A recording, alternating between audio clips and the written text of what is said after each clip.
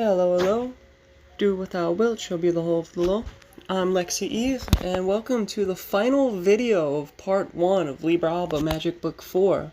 So today is going to be chapter 7, Samadhi. Without further ado, let's get right into it. In Sanskrit, Samadhi translates to English as joining. As I mentioned in the previous video about dhyana, Samadhi comes after dhyana. It is a more profound form of it, a state of being of union between subject and object.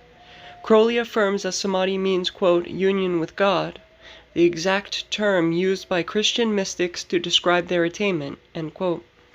If there is any confusion about the term, it is that it has been employed by some schools to describe union with anything by thinking about it. Crowley writes, quote, Buddhists use the word samadhi to mean something entirely different, the mere faculty of attention. Thus, with them, to think of a cat is to make samadhi on the cat, end quote. This is, of course, not what we of the Lima mean by samadhi. Crowley writes, quote, dhyana resembles samadhi in many respects. There is a union of the ego and the non-ego, and a loss of the senses of time and space and causality. Duality in any form is abolished, end quote. Further, in this chapter, he writes, quote, in samadhi, the many and the one are united in a union of existence with non-existence, end quote. Samadhi is attainable for those who have reached the death of the ego, the penultimate goal of yoga and magic. Severe meditation upon the Kabbalistic zero would explain what non-existence means in this context. But for the sake of understanding samadhi through this video, look at it like this. Samadhi is the state of union between the true nature of the individual and the universe. The ego is gone, and there is no difference between the person and all things soever. This is much akin to Platonic philosophy. Were it possible by scientific means to peel back the world of the five senses, and then the world of the mind's rationalization, what would be left of the person and the universe would be a single substance, which composes both so that no difference could be distinguished, quote, between any one thing and any other thing, end quote, as it is said in each chapter of the Book of the Law. The Hermetic lamp symbolizes this as one dissolved into the many, and metaphorically speaking, only light would remain. Light is misleading because it would be something that is even absent of light, a non-light, if you will. To continue with the chapter, quote, some authors consider Atma Darshana, this universe as a single phenomenon without conditions, to be the first real samadhi. If we accept this, we must relegate many less exalted states to the class of dhyana, end quote.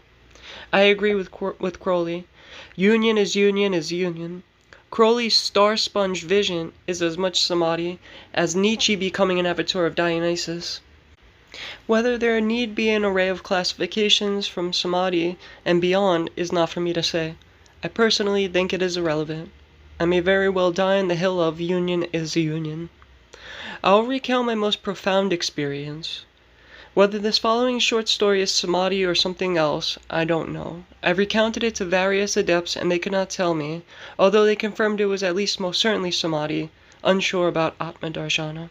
I will share it now for the benefit of this video to give you a concrete example of what such a state of being is like, and you could determine for yourself what the state is if you care to do so.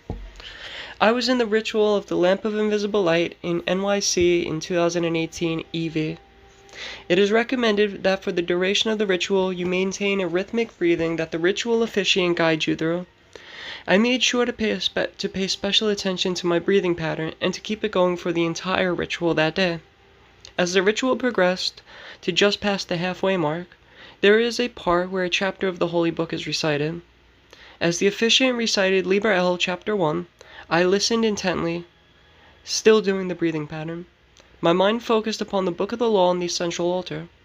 Suddenly, I was overcome with a concentration upon the book, and it was as if only it and I existed in all of the universe.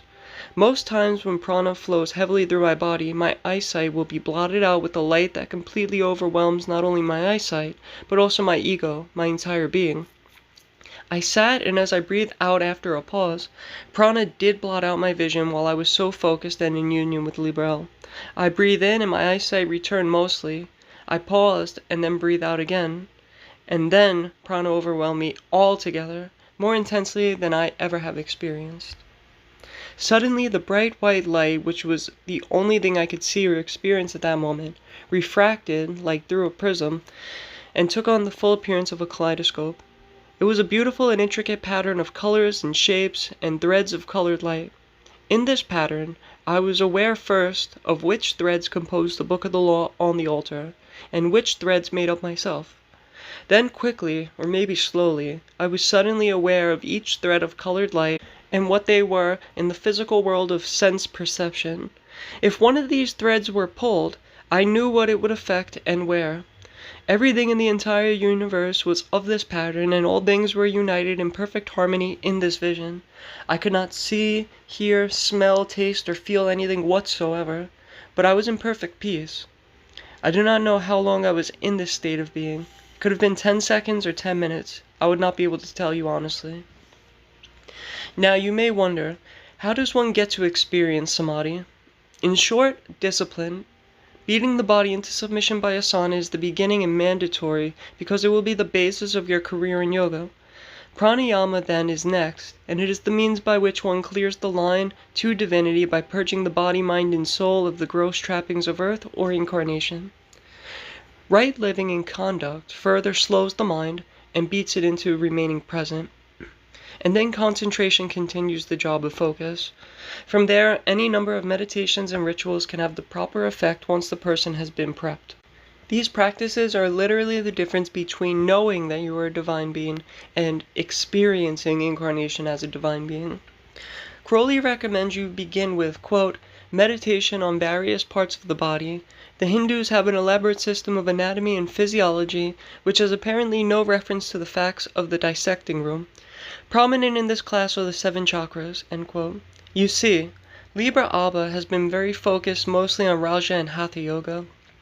Hatha Yoga can also include the many vinyasa where one stretch after another is done on a mat. Asana, to master stillness, is usually always the first good step into yoga, followed by pranayama and then dharana, and Hatha Yoga are great either in conjunction or one after the other. After these are completed, the next step is karma yoga. Unless you have a ton of baggage that needs to be worked out, such as therapy or serious amends need to be made, then you may very well be ready to start using the chakras, and Kundalini Yoga is next. In Kundalini Yoga, you begin raising energy from the base of the spine up to the crown. Pranayama preps the internal energy centers by cleansing them and fixing the Sushumna, and after that is when you could bring the energy upward. Once the energy is raised successfully, many altered states of consciousness will come. Meditation upon the gods of the Lima should come next, in my opinion. While doing so, identification with them should come over time. Besides studying the Book of the Law, Liber's New and Liber HHH are the best texts we have to date for ritual and meditation upon these 2 deities. Add the AA curriculum, especially what texts emphasize and expound upon the Book of the Law. When full identification with Nuit and Hadith have been incorporated into the psyche, I would dare say one is close. It is then a final cleansing of the mind to the emptiness, which allows for the experience to take hold. Emptiness may be misleading, as it is not a quite right term to use, but I don't think any word would truly do justice here. In Liber Abba's chapter on Samadhi, Crowley mentions his text Liber HHH. Within it are 3 long meditations.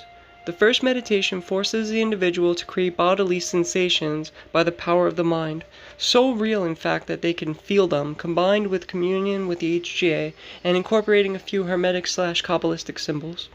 The second meditation is on death, and then turning into the sun, which symbolizes reincarnation and that we are infinite beings.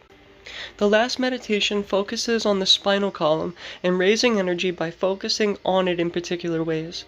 After dharana is somewhat easy, Liber HHH should be taken up as it performs many of the functions I previously laid out as a roadmap to samadhi. One should also come at some point to take up attaining magical powers such as the 8 siddhis and yoga pravariti. Closing this chapter, Crowley lists 2 states beyond normal samadhi. One I mentioned earlier, that is Atma Darshana, what he claims has been called, quote, the first real samadhi, end quote. Then there is Shiva Darshana. This is completely undefinable, Both of these, but especially the latter, gets into the union of opposites and obliteration of the universe. He says that dhyana can be analogized by a still candle in the dark, whose flame becomes invisible when sunlight is allowed in through a window suddenly open. But for Shiva Darshana, quote, we must imagine ourselves as suddenly recognizing that this universal blaze is darkness, not a light extremely dim compared with some other light, but darkness itself. It is not the change from the minute to the vast, or even from the finite to the infinite. It is the recognition that the positive is merely the negative. The ultimate truth is perceived not only as false, but as the logical contradictory of truth." End quote.